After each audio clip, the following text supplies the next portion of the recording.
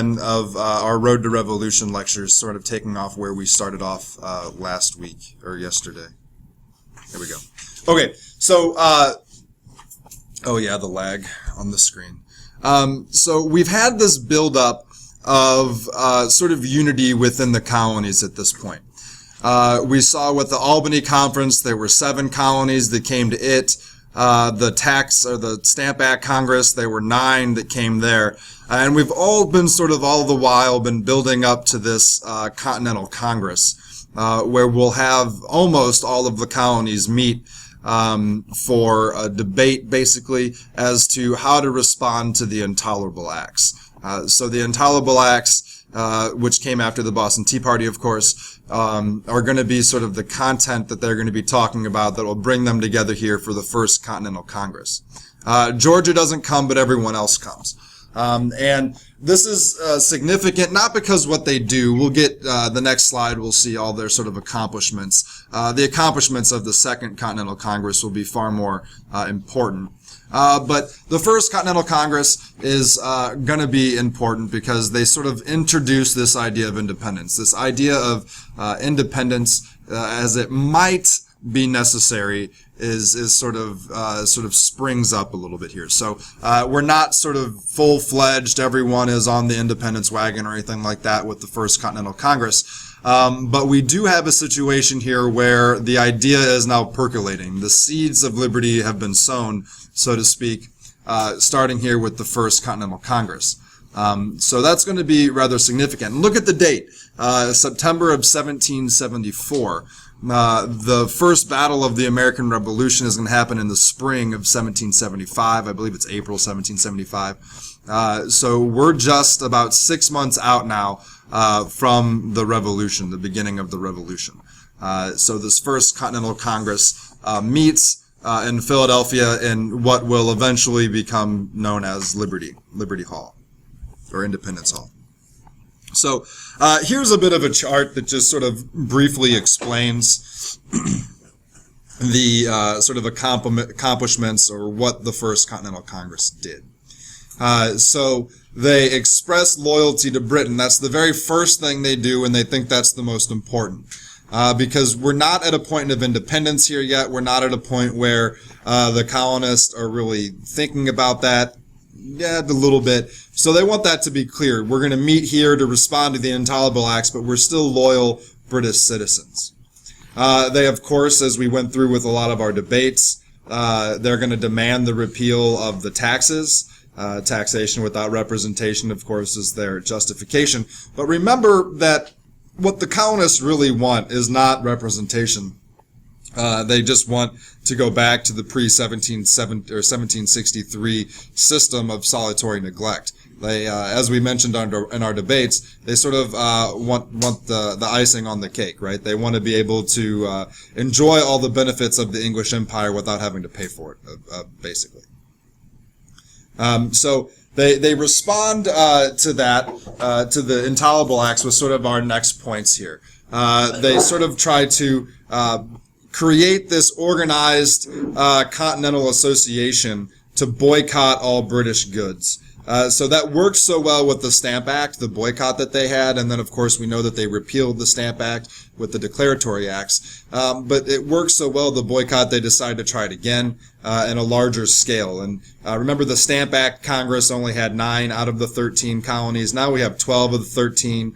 So banning trade with Britain here is going to be an attempt to sort of get rid of the taxes via a boycott, much like the Stamp Act. So they're retrying that old strategy here.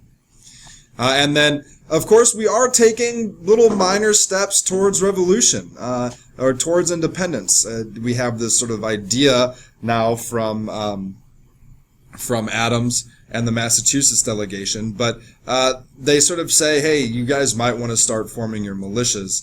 And that's going to be most important in Massachusetts, as we'll see here with our run-up to the revolution, that most of the pre-revolutionary violence is going to happen in Boston. It's going to happen in Massachusetts. But they do advise that each colony form their own militia, and they plan to meet again. And the date is May of 1775. So basically, this is a little bit like what we'll see with the olive branch petition, in that they basically send a petition to England, and they're going to see what England responds to and say, we'll meet again in May. Now, of course, Lexington and Concord will get in the way here in between the meetings, and that's sort of the big event that will separate the First and Second Continental Congresses. But May 1775 is when they decide they will meet again. So if you guys would all turn your attention real quickly to the 4 panels on the side wall here.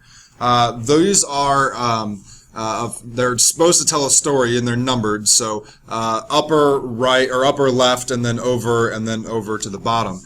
Basically tells the story of Lexington and Concord, which is the first battle of the Revolutionary War.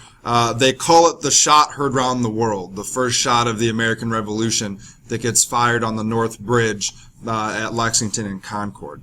Essentially what happens is the Sons of Liberty, which is essentially a patriotic gang, if you will, which is led by Samuel Adams, basically robs an armory in Boston. And they get a lot of gunpowder and muskets. And they take them out to the countryside to hide them.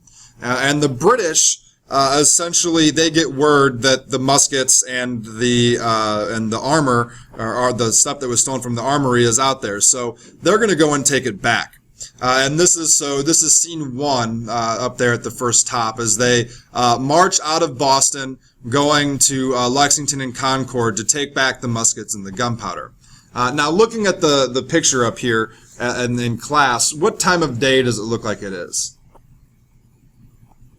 Yeah, maybe morning, sometime around dusk. That's actually a historical inaccuracy. What time of day does this happen? Anyone remember?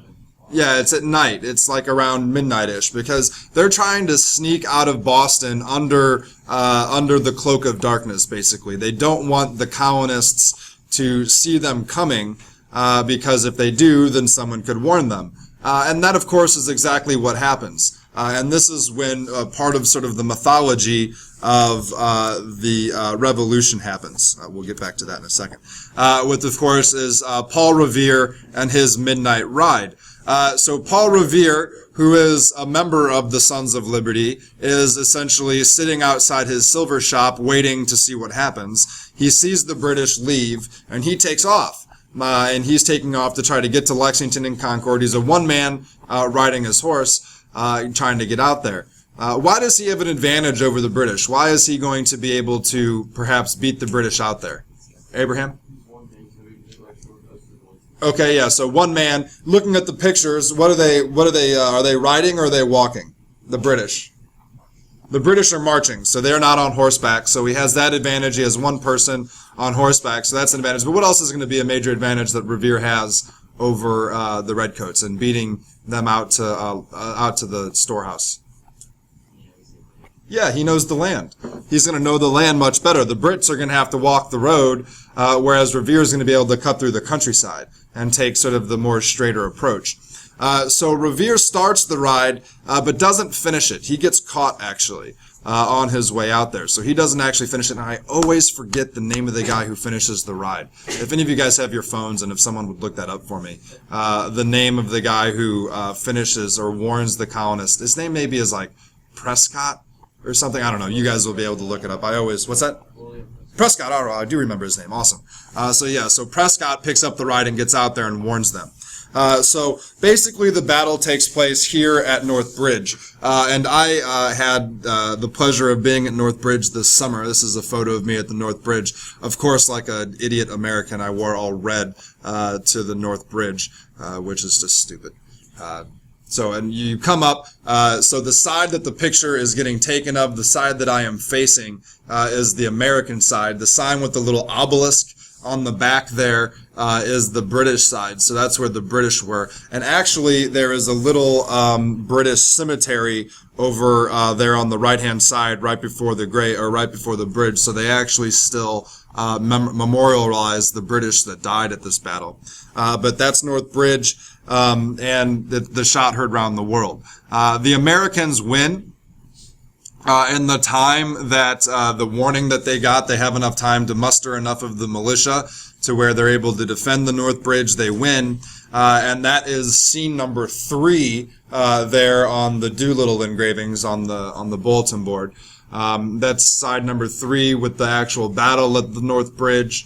And then after the colonists win the Battle of the North Bridge, the British turn around and march back to Boston, and this is the 4th scene on the Doolittle engravings. And then they basically get chased back. The colonists chase them all the way back, picking them off as they go. So the colonists win this very first battle at Lexington and Concord. So you can sort of see the troop movements here. That first arrow out to Lexington and Concord is the march out of Boston out to Concord and the North Bridge.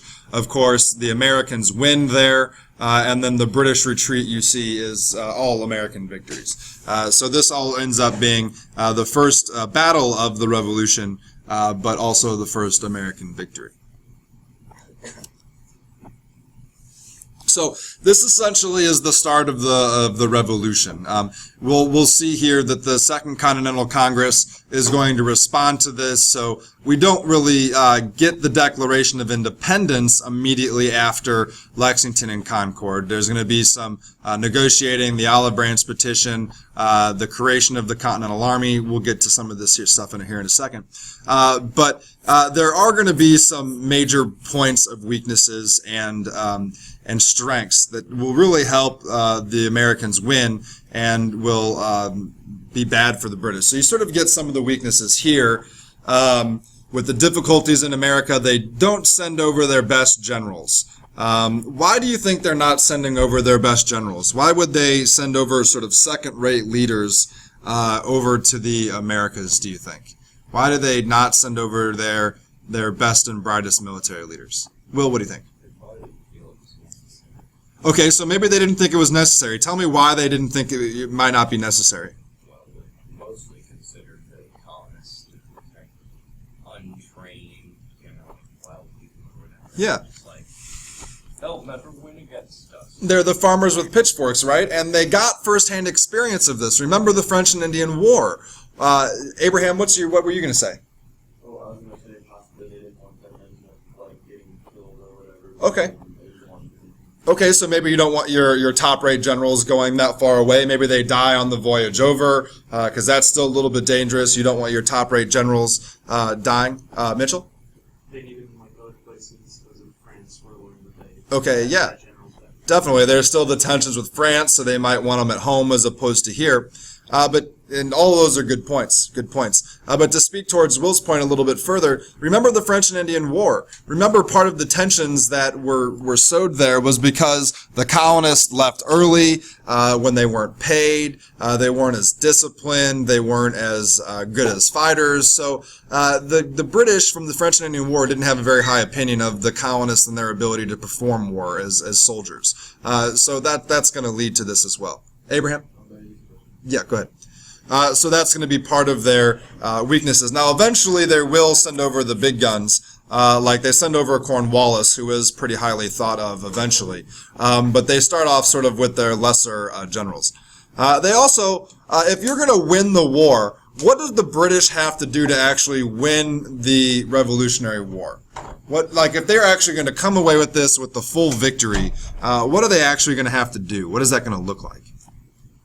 Will? They've got to convince the Americans to give up.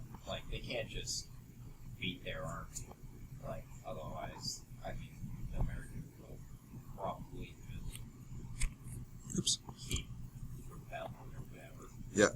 They have to fully and totally just eliminate their fighting spirit. Yeah, they basically have to occupy the entire United States.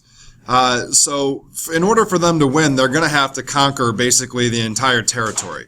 And while Britain had a huge army, you have to remember that this is a huge area compared to what England has.